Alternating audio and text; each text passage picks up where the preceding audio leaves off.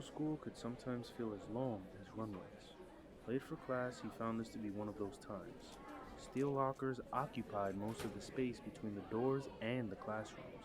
The lockers were covered with stickers and pictures of movie stars or pro athletes, which instantly distinguished a girl's locker from a boy's. Fluorescent tube lighting cast a sickly glow over everything and made human skin look vaguely greenish. He said there was a fable, a story of some kind, that my friends and I are supposed to save the park or something, whatever that means. By friends you mean like me? Dillard Cole asked. Dillard ate enough for 2 kids and had the body to show it. He didn't mean you, Dillard. Not exactly. He meant the hosts at Disney World, the DHIs. No way! Way. Finn said, hurrying off to his fourth period classroom. It was only a dream!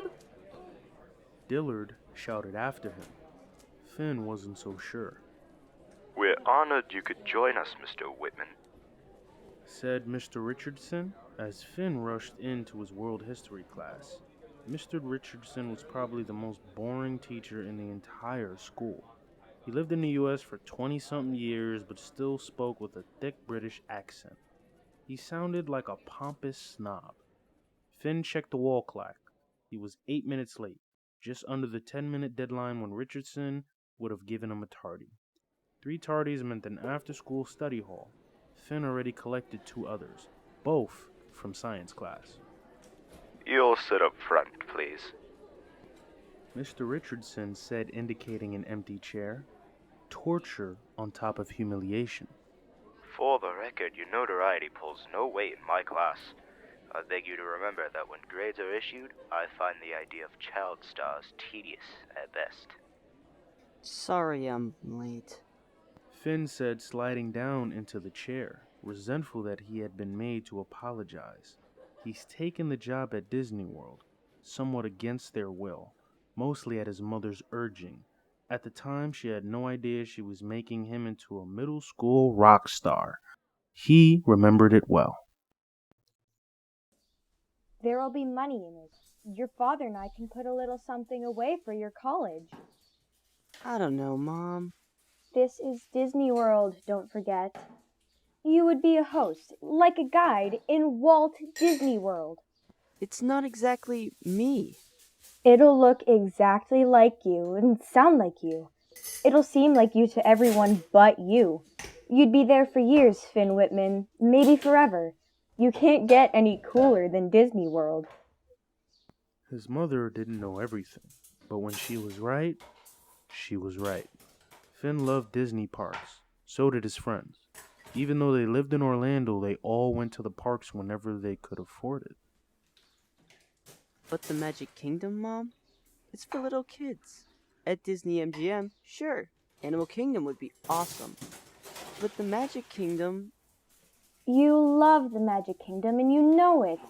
Besides, the rest of your family would get complimentary passes, several a year, every year for life. As in forever. We could basically go whenever we want. Without me? I thought you just said you're too old for the Magic Kingdom. Finn's mom could twist almost anything he said. He picked his arguments carefully with her. She had explained the terms of the contract to him, but Finn hadn't really paid attention. Tell me about this disguise stuff again. You would only be allowed to visit the Magic Kingdom with prior approval. Once permission is granted, you'd still have to go in disguise, but a hat and sunglasses would be enough. You only have to wear them when you're in the Magic Kingdom. They can't have 2 of you running around. The real you and the hologram host you. It makes sense if you think about it. It did make sense, but he wasn't about to admit it. It sounds so easy. All you have to do is let them film you walking and gesturing. You read the script a couple of times into a microphone. They process the film or whatever, and presto, you're a hologram host at the Magic Kingdom, with a college nest egg and lifetime complimentary passes. Finn, you love special effects. What they're offering is for you to be the special effects. How much cooler can that be? She was right again, but he had resisted an all-out argument. His mother had once called the new toaster high-tech. What did she know? All I have to do is audition? That's right. They might not even take you. Mom, this is me we're talking about. Of course they'll take me.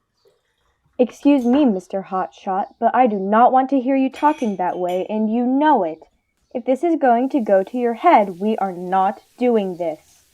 Actually, Finn's mother loved to hear him talk like that, though she pretended otherwise. She had him schooled in self-confidence. He'd auditioned for several things and never won a part, but not because he lacked confidence. Okay, I'll do it. She beamed. He'd love to see her like that, bright-eyed and childlike. A month after Finn had passed the final audition and won a place as a Disney Host Interactive, or a DHI, he arrived at an enormous soundstage at Disney MGM Studios, the size of a jet carrier hangar. The soundstage was rigged with hundreds of film lights, a green screen that filled the entire wall, trampolines, cameras, boom mics, and dozens of scruffily dressed crew members.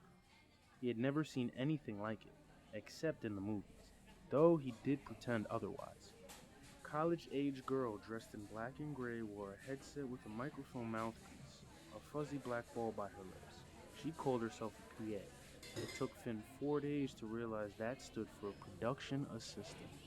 Her boss was a guy named Brad from Disney Imagineering. Brad made Finn dress in green tights and a green sketchy top and walk around on a green stage.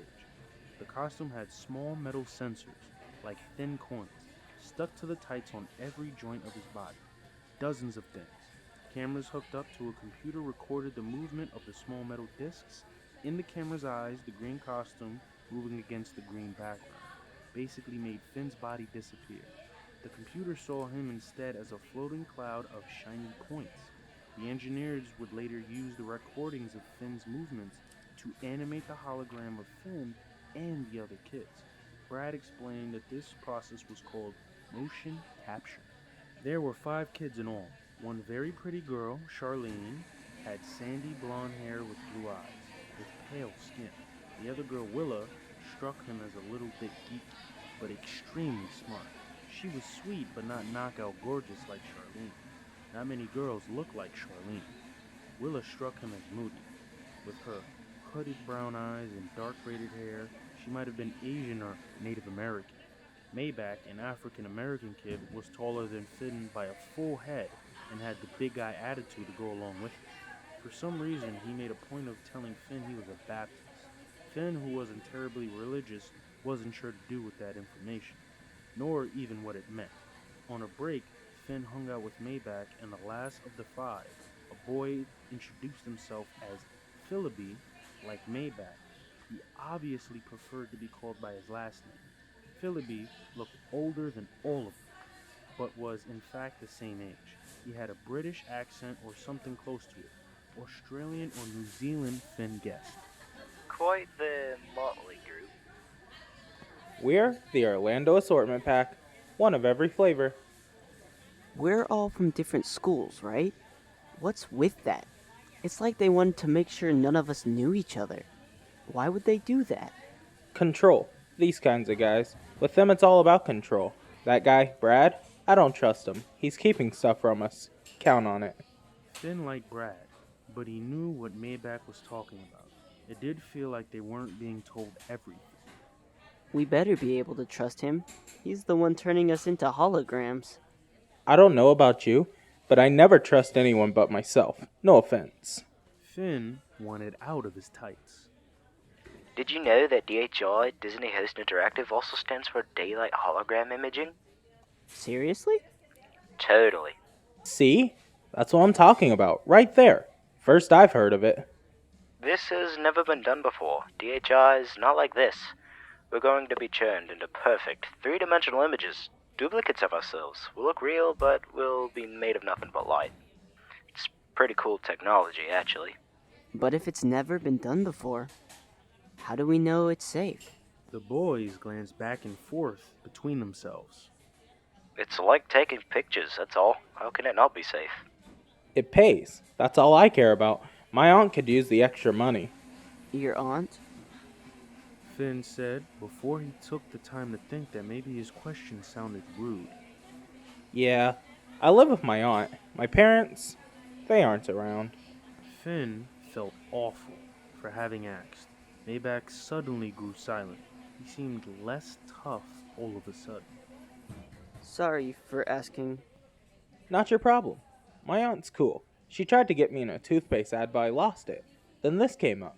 Brad told me if I'd gotten that ad, I'd never been asked to be a host. They want nothing but fresh faces.